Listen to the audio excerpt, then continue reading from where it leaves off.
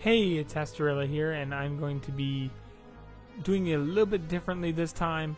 I am actually doing a voice recording after I've already played it, and I wanted to talk a little bit about the channel, and also maybe use this as a introductory video for my channel. So, if this is your first time here, hello, it's Astorilla here. So, I'm really enjoying playing Space Tyrant. As you can see, we get to see a cool space shark in this episode, which should be possibly in the thumbnail for the video if I remembered to do that. Probably will. But either way, so the direction I think I'm going to be going is I think I might be going to RimWorld next. I'm going to still keep doing Space Tyrant. I'm enjoying it, and afterwards we'll see where we go from. We'll see where we go from there. I like to do a large. I would like to do a large range of different videos. So I'm not gonna try to limit myself too much to one genre. Also, this has been. I know it says on my channel 2014. I think when it started, but this has been the last about almost a month now. I've been working on. Or the last week I've been doing videos, and I've been working on possibly get this channel up and running on a daily schedule, get a video made, get a video sent out, and get feedback if I can, or get just known, or known as in get the channel out there, and see how people like it. The more people know about it, the more feedback, the better I can make the channel. Also, if anyone has any recording tips, don't feel too shy to mention it. It's definitely would be appreciated. But also, if anyone has any game recommendations, I know RimWorld is one I want to do. I know possibly XCOM, maybe, I don't know, maybe XCOM. But also, if there's anything anyone wants me to do in Space Tyrant, do not feel too shy to ask for that too. Just go ahead and mention one of the videos or the comments below. Go ahead and put it in.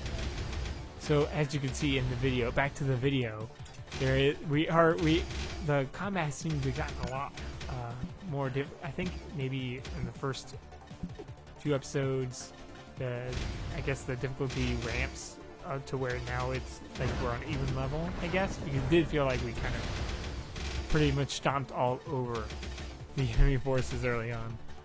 But and I think the backgrounds look also very nice in the game. But the commentary element I'm thinking of doing, I'm doing very much as I go recording, and this will be probably the only one I do a voice afterwards. So we see Trader here. Traders here was a funny one because I re-educated them before, and I went and looked. I believe I got chips instead of what I get here. I get, well, you can see we get a re-education program. We get the bonus attack, which is neat. I think the cards end up differently each time. But I think it's based off of your traits and stuff can determine the chances. I think some are just random. But I do not want to spoil it too much. But you're going to see. Well, I'll leave it for later in the video. But also, I want to know about what did people think about the editing. Right now, as you can see, my normal process is I go through the video, I talk over the video, and I get so far, and then I come back and come back, edit a little bit, and then I put it out there. And so that's, if you want to know my process, that's my process: is record with the voice, with remembering to put the microphone in, and then recording, doing some of these fights, which again I've really enjoyed, and then having a little timer, about 10, somewhere between 10 to 20 minutes. I do the video, and then if anyone also any opinions on if that's too short or too long, if that's too short or too long, or if you really don't like this form of recording, which we're 5 minutes in. So if you've been suffering through these 5 minutes of having a commentary after gameplay, let me know. But this should be the only time I do that, or it should be rare at least. I don't normally do it while I play. But also, I've noticed that the enemy commanders seem to be using their abilities more. I don't know if it was just that I never really noticed them using it as much or as often, but it seems like it's like far more activity on the side of the enemy as you move on in the game. Except I think now that looking back, that skirmish line ability definitely looks like maybe it was that might just be what their commanders get instead of, let's say, Meteor Strike, which I did notice I was running into Meteor Strike hitting our ships. You'll probably see you'll see that later, I think, when it reverses another one of the hoplite plans. Also, planetary improvement. Am I the only guy who gets that a lot? Any guys or girls out there that get planetary improvement as much as I do? I mean, I like it. It's really good. It's pretty much how I get through the game. In terms of it carries my strategy a lot, which is just get as many worlds as possible and use the world's abilities, which is helpful.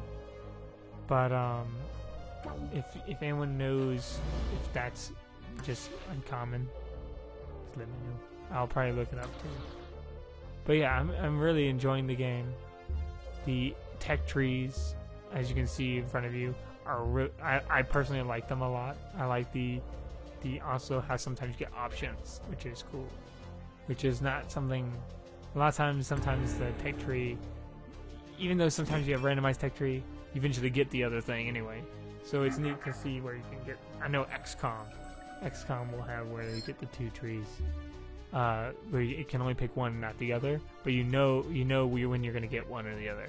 I believe the XCOM 2, the Psyops, or I don't remember. It's exactly the class's name is a little bit more random, but for everyone else, it's pretty much as you go, which is good. Which is good for especially XCOM, where strategy is very important, and something messing it up can be really game affecting. But it's something that it's fun, especially since this is more of a fun, less in not a criticism, but a little bit of a less in-depth Civ. Very similar to Civ. But also I really like the models in the game, which if I would like to take a moment to appreciate in terms of they're on the map. You can see, and sometimes in a lot of 4X kind of games, you don't see your actual ships or something like that. I don't remember if maybe I mentioned Endless Space before, but I don't remember if that one you had, where you could see your ships on a world map. I think you could see one, but I also recommend that game. But yeah, so my channel is going to be focused on probably Space Tyrant for the moment, RimWorld in the future. I might also, in fact, if you have made it this far into the video, if you think it's a good idea, I would actually want to see if someone would make a Space Tyrant mod for RimWorld. I don't know if that was going to happen, but if someone has, I'll like to see that. I might even try to make a mod like that. It'd be fun. I think. But the also I do like, as you see in the game, how there's more space. You get more space as you go along. I like that, and it's an interesting challenge. Because early on, and now if you've seen my previous videos, you've seen how I tend to favor small ships a lot. I tend to get them out there, get them in front, and get them destroyed quite often. Yeah, and I think that the Berserk, I don't know what they call them, the Berserk Empire, as you're seeing what we're just fighting or something, the insect people, they're all about that idea of numbers. I think these guys, I think the hoplites are more the well-rounded, and I think the slugs might be big ships and big and medium ships. Maybe I've only seen their medium to small ships, so they may just be shields. But the Dreadnought is awesome. Unfortunately, I get a card to get the capital ship in this episode, but unfortunately, I do not get the capital ship in this episode. It's so unfortunate I don't. But I will hopefully next episode have four crystals to use to get that capital ship or something. Battleship. I think it's a battleship. Also, I've noticed the Tyrant. The Tyrant Death Ray will not work on the Space Shark. Which was... I guess it makes sense because you don't want to immediately kill Space Shark. And I really like the space monsters. I'm really looking forward to seeing which new ones they have. And as you're about to see here... don't want to spoil that much, but I'm going to tell you that Space Shark probably is worth every zone that it's on in terms of how hard it would be to kill. You probably would need a fleet as big as every square I had available. Well, we get about half health, so maybe not. Maybe just one more row of what I have. Maybe another cruise, or maybe a cruiser or two could have really, especially if I could have kept the ship long enough, because it seems like every time it shoots, it destroys the ship pretty reliably. So I wonder if Feeding Frenzy was just giving it to where it kept being inspired, or if it was just that it keeps shooting. But there it goes. This is Chomp. Not sure, but the cruiser did really well, I think, in this one. In terms of getting when the boarding party hit, it seemed that I was doing a lot of the damage to its health. Once I lost both cruisers, as you can see, it's only going downhill. But I would like to see Capital Ship versus Space Shark, or not Capital Ship, Battleship versus Space Shark. I am going to see if I can do that. But, in the meantime, I think the militia in some ways is just as good as the hero. I could be entirely wrong. There might be something I'm not noticing, but the fact that it can shield a unit can be extremely helpful, and sometimes more helpful than killing a unit, because sometimes it hits a unit that has like 1 health, and then you're like, oh well. Not much I can do about that, but there are other heroes from what I see, so we'll get to look at them, see how they do. Now, as you notice, I get really into I really like the fleet designing. As you've noticed, it's not super complicated when you're a low level, but it gets far more complicated as you go along, because then you start getting more space, and then you're like, well, maybe I could put something behind a few cruisers and then not have it get hit. Which I believe I haven't really gotten a good look to see if something in the back actually does get hit. I guess we'll see this battle too. Yeah, I don't think it does get hit if it's behind something. It has to hit what's in front of it first. Now, something I've always wondered is I don't know if I'm gonna be immediately have to take this back after seeing Battleship, but I'm wondering why it isn't there side maybe broadsiding. Yeah, I'm not sure, but maybe when we see the Battleship, it might actually answer my question, and it might be sideways, because I've noticed is how the cruiser, it kind of takes up 2 squares back and front, whether Battleship might be sideways, or it might be just really long and take up 3 tiles forward, and you only can do it with a higher level guy. That would be cool too, I guess, but it would put a restriction on how powerful you had to be to then use it, which, if it's really powerful, I guess makes sense. Now, I do like the exploring. Except I will say though that exploring and then having landing parties is very different than exploring and not having landing parties. Now here's something funny with the warring factions. The 2 factions are enraged in a savage little war on this planet. Neither side will yield to the other one's wiped out. Yeah, I did the broadcast event, and I thought it was funny how you even get that option. That's like, okay, 2 planets, they're duking it out. They're having their fight. and let's record it and send it home for the YouTubes or something. I don't know. It's funny. It's funny. Now these guys, now the cruiser in the hands of the AI, I would like to know if it just shoots out fighters all the time. Because it's sometimes you're not looking. You can't always. Sometimes you only get to see when you're looking back through the recording whether the cruisers are actually doing anything. Because sometimes I'm looking, I'm having to trust that the cruiser is doing something. Because sometimes it looks like it's dead weight.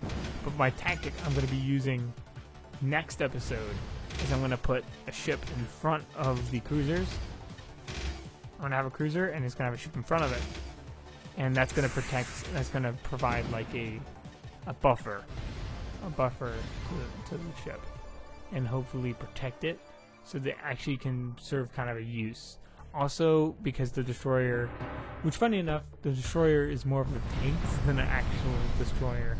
It just kind of takes the hits for the frigates or other ships that you might have, which you wouldn't want to put let's say the frigates out front. If you heard the example, right? Also, the tech with the sorry, actually kicking a gamepad, but a gamepad. I have a gamepad here because if you one thing I entertained was doing Streets of Rogue, and I did some test videos on it. And if you want to see that come back, you can put that down and me maybe do it with my brother and see how that goes. It's fun. It has a gorilla in it, and I felt it's very appropriate for my channel. Now, you can see my tactic here. I'm putting the things that can regenerate out front. You know, obviously can't put it in front of the cruiser, so I just went with what I could with the destroyer out front, the frigates in back. Also, I just don't know how effective the frigates are or not, considering they do more damage, but then they have significantly less health.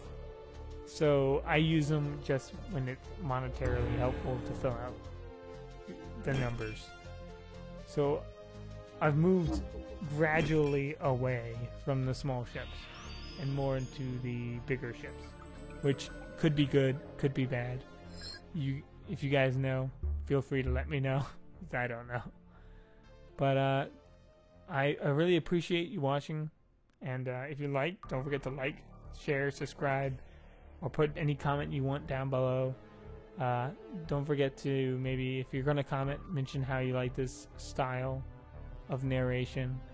And remember, I'm going to primarily do the other kind. But thank you for watching, and have a good night.